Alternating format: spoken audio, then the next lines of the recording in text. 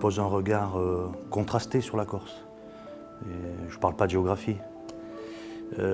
Contrasté parce que c'est un territoire avec des forces et des faiblesses importantes. Les faiblesses, on les connaît, on les partage. Elles sont liées à l'insularité, mais pas seulement. Quand on doit se faire soigner, on doit aller sur le continent. On est le territoire de France où nous avons le plus de jeunes qui quittent l'enseignement sans diplôme. Nous sommes le territoire de France où il y a le chômage le plus important, une précarité très importante liée à notre activité saisonnière et principalement touristique. Ça, c'est pour nos faiblesses. Pour nos atouts, on a de grands enjeux qui doivent nous permettre justement de fructifier et de voir se développer notre territoire et notre jeunesse, notamment dans le domaine qui est le nôtre, celui du développement durable.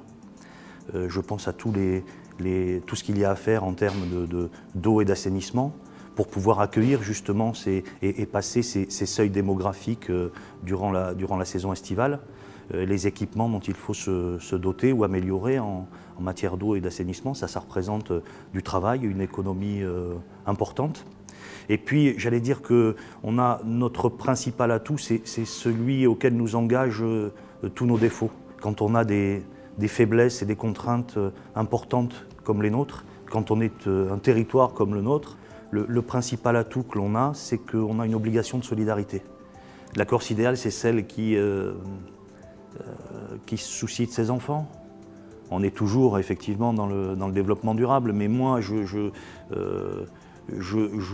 la rencontre, cette jeunesse, puisqu'on est sollicité chaque année pour des stages, pour des contrats en alternance, pour de la formation. Et je la rencontre, cette jeunesse, et elle est touchante. Alors elle est différente, elle n'est pas toute du même niveau, mais je pense que le premier effort, il doit porter là-dessus. Et en même temps, je pense qu'en Corse, on n'a pas à se forcer pour se soucier de nos enfants. C'est quelque chose qu'on a toujours fait, il me semble. Je suis toujours optimiste, moi, d'une manière générale. Donc, pour la Corse également. La seule chose, je le pense vraiment sincèrement, c'est qu'il ne faut pas lâcher l'affaire. Je disais, il faut de la durée.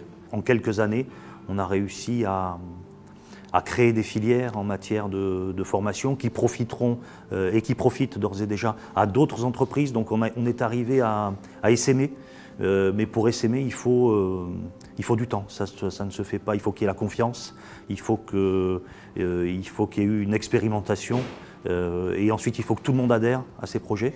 Donc ça prend du temps, mais si on a du temps, moi je continue à être optimiste.